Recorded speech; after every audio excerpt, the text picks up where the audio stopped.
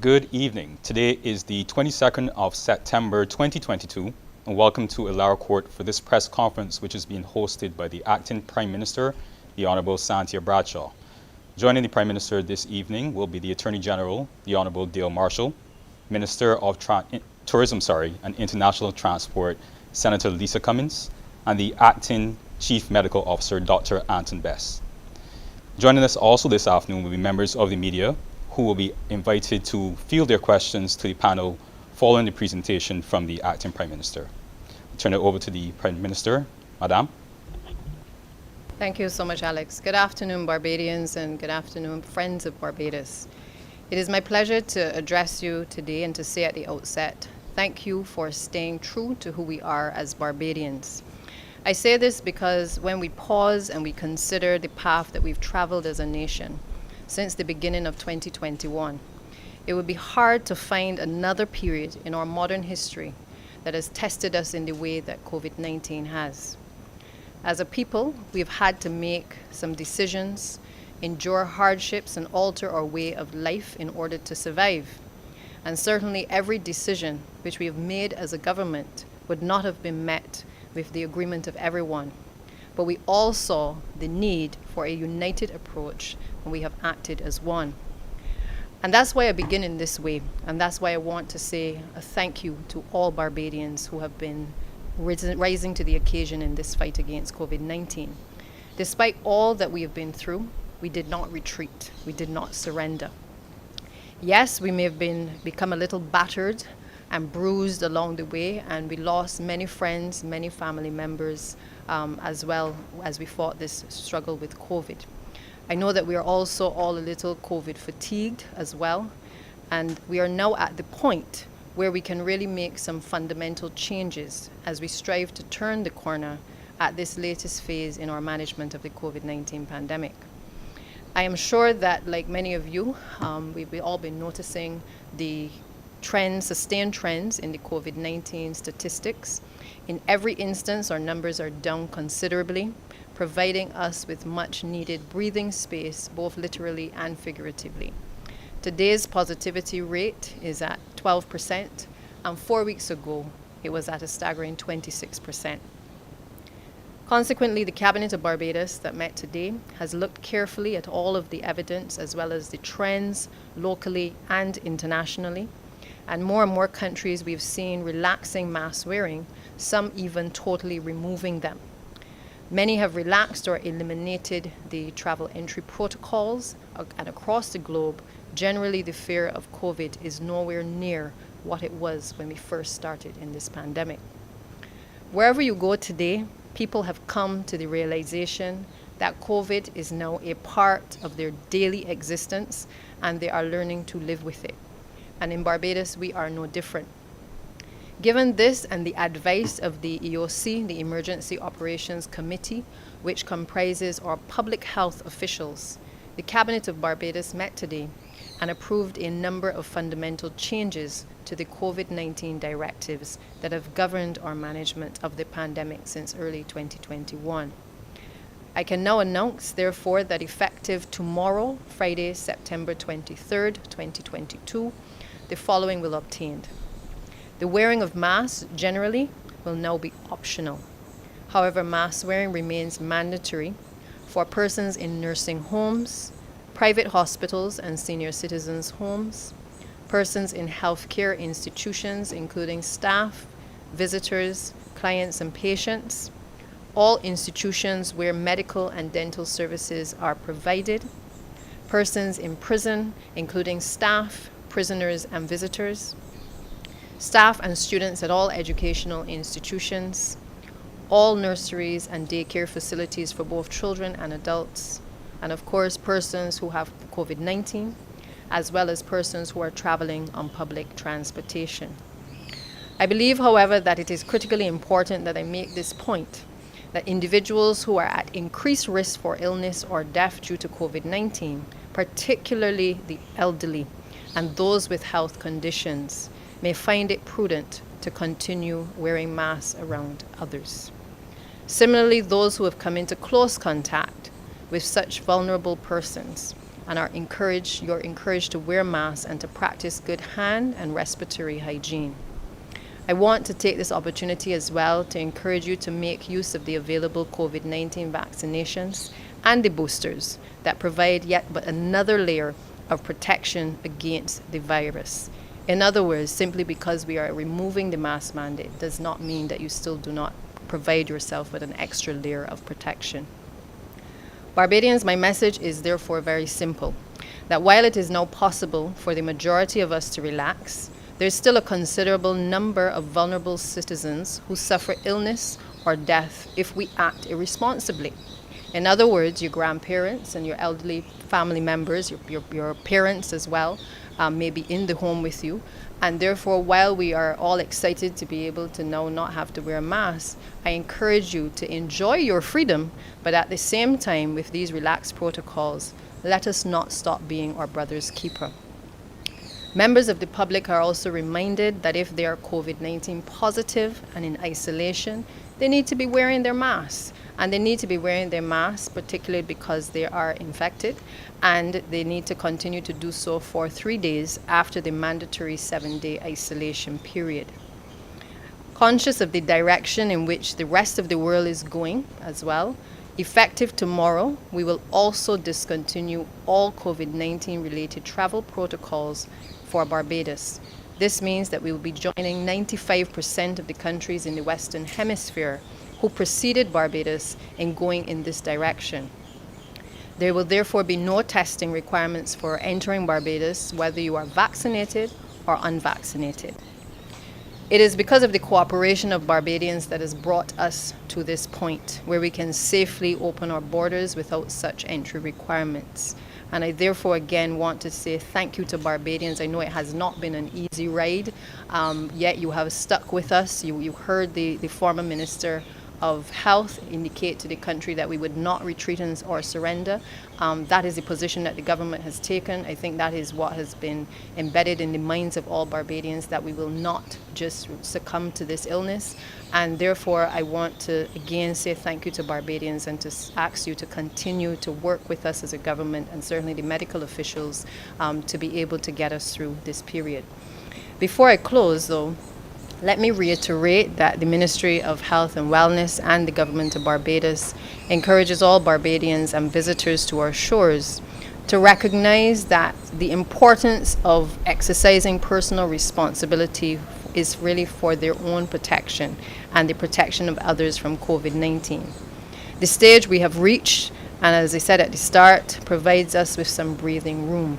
It does not say, and we do not suggest, that COVID-19 has been eradicated from our island. We're not saying that at all this afternoon, because we are well aware that COVID-19 is alive and well.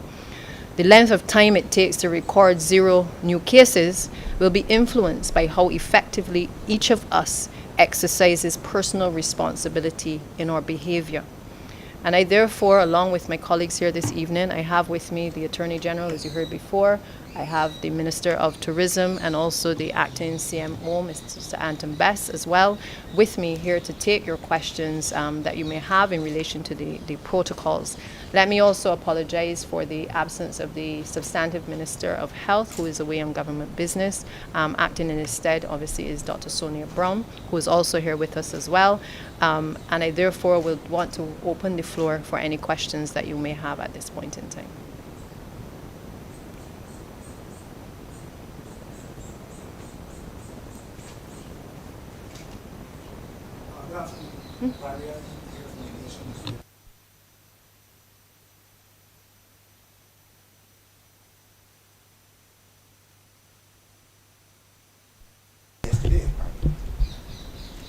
And she bemoaned the still unsatisfactory level of vaccination in the Caribbean. We are about 59% of our entire population now vaccinated. Is there anything the Ministry of Health and Wellness can do now to get more Barbadians to be vaccinated? Or are we at the stage now where our vaccination has plateaued to the point that we will not really see more adult Barbadians coming forward for vaccination against COVID-19? All right, thank you. Thank you very much for the question. So it's a very good question. Essentially, you're asking about the stagnated rates of the COVID vaccine program in terms of the proportion of adults in Barbados who are fully vaccinated. So right now we're at 57%. If you check just 2 days ago, we were at 56.9%. So we're creeping up very slowly. And unfortunately, the numbers of persons coming forward to be vaccinated and boosted is very low. Fortunately, somewhat, when we compare what we're seeing in Barbados to the rest of the region, we are above the regional average, but still we're not where we ought to be and where we could be. But I think the question that you're asking, I could really fire back at you, because it's something that we've all been talking about from the time the vaccine program started 18 months ago. We need to encourage people to be vaccinated. We need to encourage people to not pay attention to the disinformation and misinformation out there and get the facts. Rely on the Ministry of Health and Wellness for reliable information. Rely on agencies such as PAHO, the World Health Organization, the U.S. Centers for Disease Control and Prevention, for reliable information on the effectiveness and the safety of the vaccines for COVID.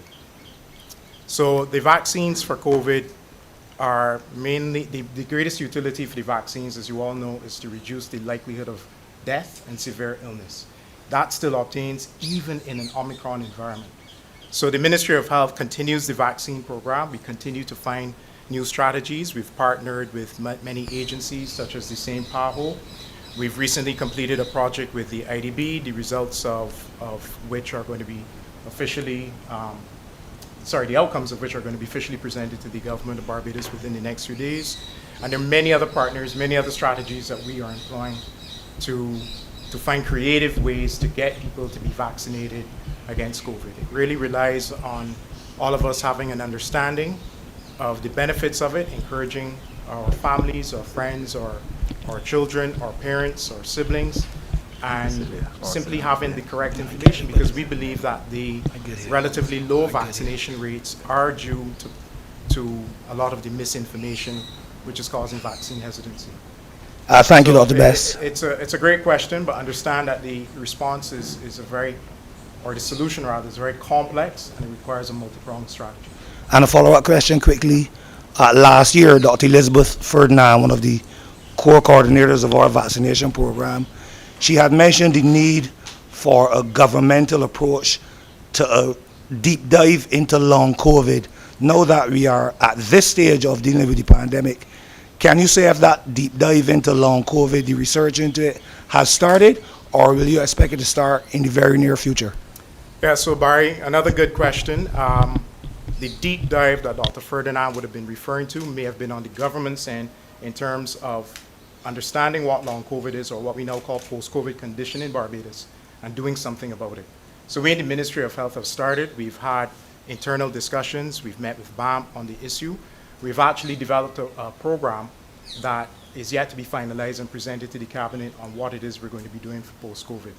One thing I need to say is that the world doesn't understand everything about post-COVID condition. So essentially, somebody has COVID, and because of the generalized inflammatory process in the body, so persons who are hypertensive are getting problems with their hypertension. Persons who are diabetic, or persons who are pre-diabetic or not even known to be diabetic, are coming forward with diabetes. So it's touching on all different medical specialties. We're seeing a whole host of complications of COVID. And tying it back to your question, that's one of the benefits of the vaccine from my understanding. But appreciate that the level of understanding that we have is growing. There's a lot of new knowledge that's coming in every single day about post-COVID condition. So we will continue to pay attention to what the WHO is recommending, what the World Health Organization is recommending, and other health agencies as we learn more about post-COVID condition. That's Trevor from CBC News. Sure. Does the relaxation, Trevor from CBC News.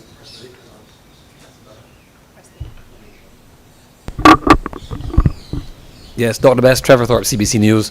With the further relaxation, things like bus crawls and award ceremonies are now open to business. Absolutely. Without, in respect of numbers, there's no head count or moratorium on numbers per se. So we had before? I think I would deflect that question to the Attorney General who's on the panel. What I can say from a public health perspective is we're on the path of normalcy, but we're not back to the 2019 situation because we still have COVID. This is a marathon of the 26 miles plus in a marathon. We can see the finish line, but we're not there yet. So that is why we are constantly relaxing protocols, but it can't be business as usual completely as we did at the end of 2019. But the Attorney General is the best person to answer the question in terms of the law. Well, more important than the law is the background reasoning to how we approach the directives. But I think, Trevor, that you would have seen, and you would have been with us, all of you would have been with us from the beginning, back in March of 2020, when you had a very restrictive regime. And as we progressed through COVID, we had to tighten those restrictions to the point where we had to abolish bus crawls and so on. Obviously, the Ministry of Health and the Chief Medical Office and his Chief Medical Officer and his staff inform and advise Cabinet on what form the regulation should take. So it's not a case where the Attorney General's office or Cabinet makes specific decisions on rules and regulations without the input of the CMO. The relaxation process is continued, and so today we have an environment that is, there are still some restrictions, but it is actually a lot freer than before. So in terms of numbers, that is no longer, limitations on numbers is no longer relevant because we've removed the physical distancing requirement. We are making, as the Prime Minister has said, we're making wearing of masks in spaces optional. So today, because we are bound by the law, we have our masks. But as of midnight tonight, we can gather in Elara Court, gather in Parliament, anywhere at all of that kind, and not be required to wear a mask. So I understand there's a visceral almost feeling that if people can gather in large numbers, then there's a risk. But I think that we've come a long way, and the Ministry of Health is satisfied that at this point we are able to ease the restrictions on Barbadians. But be mindful too that Prime Minister Motley has always said that when the time comes for us to mash brakes, we will do so. At this point, we still have a state of emergency in play, and we feel comfortable as a cabinet. Cabinet supported these particular measures today, so we feel comfortable that the advice that we're getting from CMO is the best advice that we should follow. So what we reflect in the directions comes from the guidance they give us, and at this point we don't feel there's a need to have any restrictions in terms of numbers and things of that sort. General, should there be, God forbid, a spike, then there is a provision that you can, based on what you just said, there's something there to put in place to pull back. As I said, the state of emergency still continues. Parliament, when it last met earlier this month, agreed to extend the state of emergency until the 21st of December. And that gives us a legal and regulatory framework to make adjustments. We've been adjusting downwards in terms of the level of restrictions on Barbadians, but if necessary, there's all of the legal powers that were here from March of 2020, those are still available to us. So on the advice of the CMO, if it is necessary, we do have the opportunity to tighten things again. I have a question for Dr. Bess. Dr. Bess, a few weeks ago, Dr. George would have given us an update on monkeypox, but I'm sure, as you would understand, since then thousands of people would have come through our borders. Can you tell us now if the ministry has had any more people present symptomatic of monkeypox, and if so, have you done any additional sequencing to deal with that virus? We are living in a world that is a pandemic world, and we're not only dealing with COVID-19, we are also dealing with monkeypox. Can you give the country an update regarding monkeypox? Thank you. Yeah. So the question is, in essence, have we continued the surveillance for monkeypox at our ports of entry? Obviously, monkeypox was not in Barbados until we had that one case, and surveillance at the ports of entry is very important, sensitizing the public about monkeypox, what to look for, who's most at risk, etc., is part of the surveillance that is ongoing. We have had additional suspected cases in the last few weeks. All of the tests which are now being done at the Besto Santos Public Health Laboratory have been negative. So barring that one case, so we've only had that one case of monkeypox in Barbados, and all the other tests have been negative, no further cases of monkeypox. Could you tell us, though, how many suspected cases there were approximately? I don't have that information. Okay, thank you.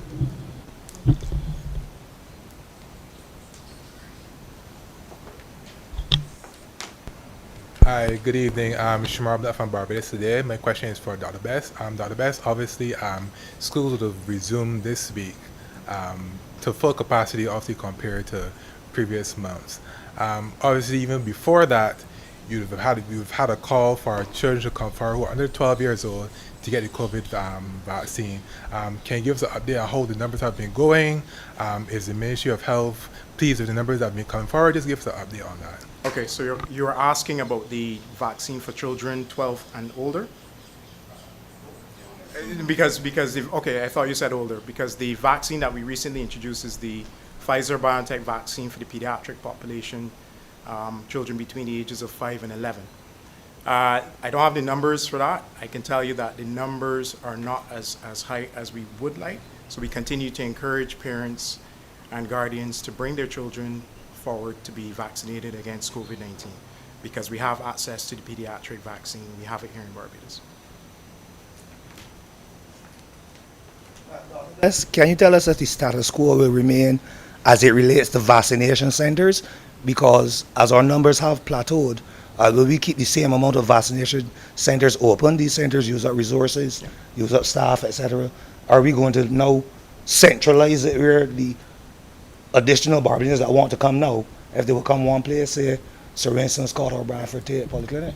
So when we started the vaccine program in February of last year, it was necessary for us to have additional sites for persons to come and get vaccinated. We had multiple additional sites. We used church halls, community centers, and we had to do that simply because we needed to avoid the crowding that would have occurred in the polyclinics given the numbers of persons that were coming forward to be vaccinated. However, in the last few months, we've had to whittle that access down simply because the demand isn't there. So at this current point in time, I believe it's only a handful, probably 1 or 2 additional sites where you can get vaccines outside of the polyclinics. So another part of the question is, or another way I'd like to answer the question, is to say that we are merging the COVID vaccine program into the EPI, the expanded program for immunization, which is the regular vaccine program for children, but then it also includes vaccines for adults who are traveling, influenza, the seasonal influenza vaccine, pneumococcal vaccine, etc.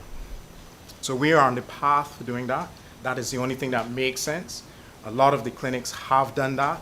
Some of the larger clinics, some of the busier clinics have not yet done that, but certainly within the next few months we will get there where that vaccine, the COVID vaccine program, is fully integrated into the clinics.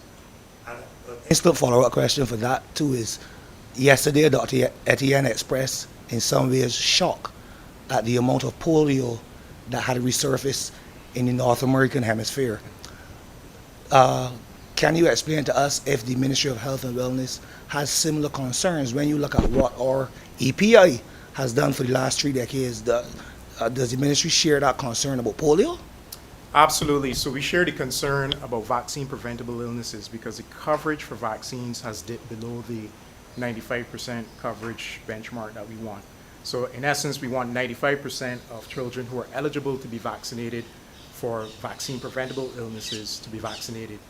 When we look at the measles vaccine, for instance, in MMR, we were at 85% in 2020, and we dropped to 76%. So this happened, some of this happened before COVID, before the COVID pandemic, before the vaccine hesitancy associated with the COVID vaccine. So not all can be attributed to COVID. I don't know if that's where your question may head, but I know it's something that persons have been discussing, and the media, some media houses have been asking, is the hesitancy related to the COVID vaccine leading to vaccine hesitancy? Answering your question specifically about polio, Barbados, like other countries in the region, remain concerned because we do have vulnerable populations within our community, and it goes beyond polio. Measles, for instance, extremely contagious. When you drop below that 95% mark, you have vulnerable children and vulnerable people in your population. 95% mark for polio especially is the herd immunity level. What can the ministry do, however, to get it from 85 back to the So this is something that didn't start yesterday, didn't start last month. This is something that's ongoing. We have consistently tried to implement strategies to get to that 95% coverage.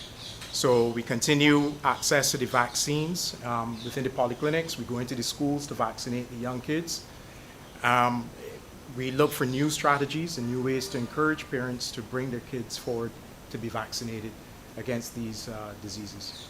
Dr. Best, would it be a fair assumption that in recent times Barbados has become a vaccination reluctant society? And if you feel that way, I mean, what can we do from a public health perspective really to change that? All right, so let me say that we are recognizing that there is greater vaccine hesitancy in Barbados. I don't want to label Barbados as a vaccine reluctant society, but certainly vaccine hesitancy is increasing in Barbados. It is a concern for us, as it is across the region and globally.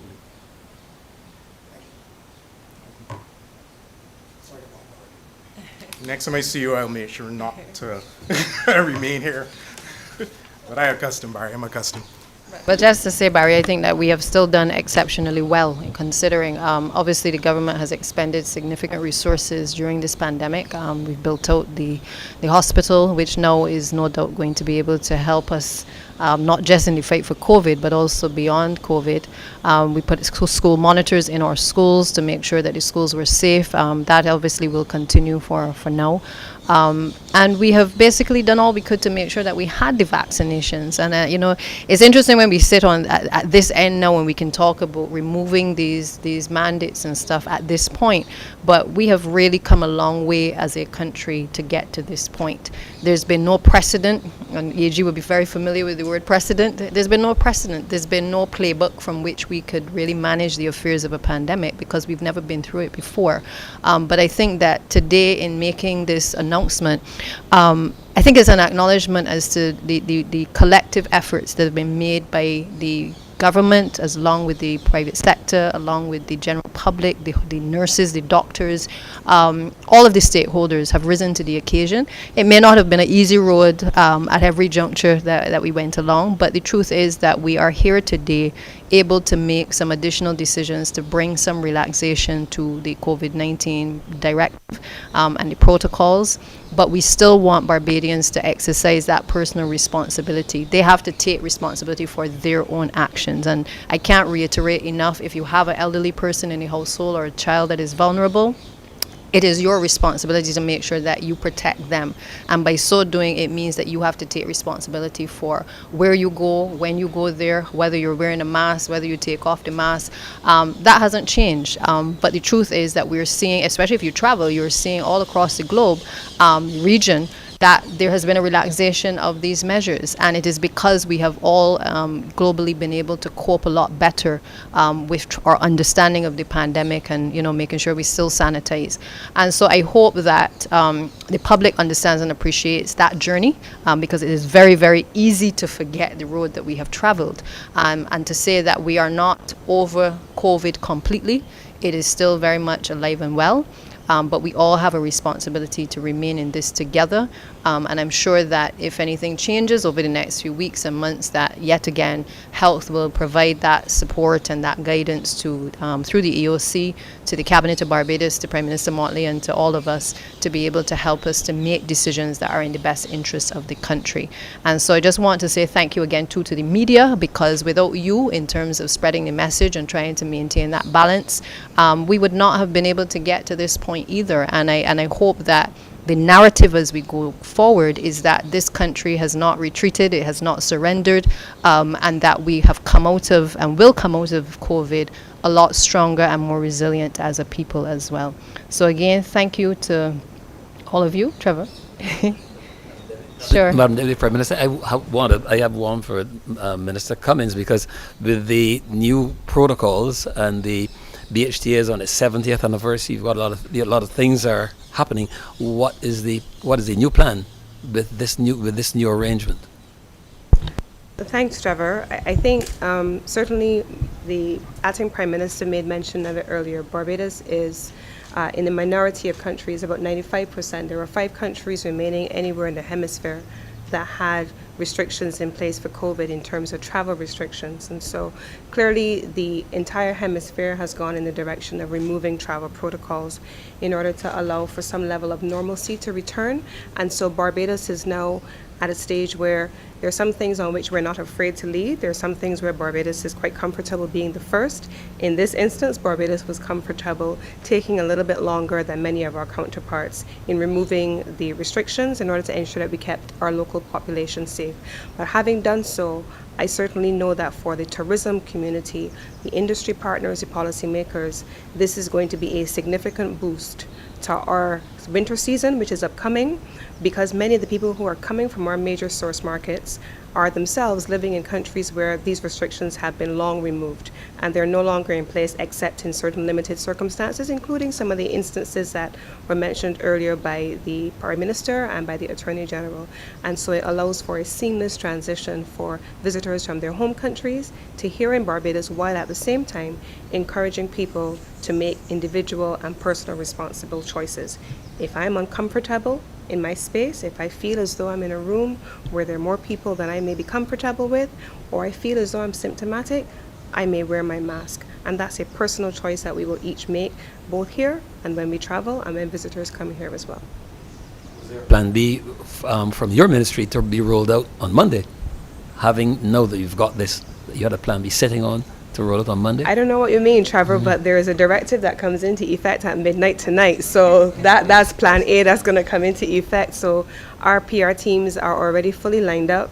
Our source markets are fully lined up. All of our travel partners will be communicated with within the next couple of hours, and that communication has already begun while we have been sitting here. So we are moving forward with the regulations as have been outlined by the Prime Minister and further detailed by the Attorney General. Thank you, Trevor, and again, thanks to the entire team for facilitating the press conference. Alex?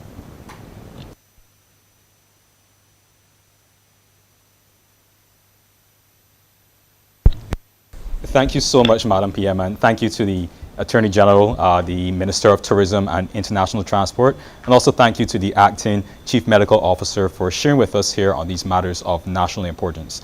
I'd also like to say thank you to the members of the media who have fielded questions and the members of the public who have tuned in and joined us this evening. So I bid you a good evening, be blessed, and be safe.